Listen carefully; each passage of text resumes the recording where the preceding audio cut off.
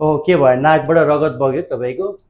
माथि गर्न हुन्न है, टाउको कहिले पनि यसरी माथि नगर्ने, तल झुक्ने यसरी र समातेर राख्ने नाकमा। मुखबाट सास फेर्नुहोस् है, ट्याक्कै यहाँनिर अलिकति यसरी समाउनुहोस् माथि भागमा, निहुरेर बस्ने, तल जमिनमै बस्ने है सकेसम्म। र हामी हल्का निहुरिन्छौँ र यसरी निहुरिँदा रगत मुखबाट आउनु पनि सक्छ, थुक्दिने, डराउनु भएन।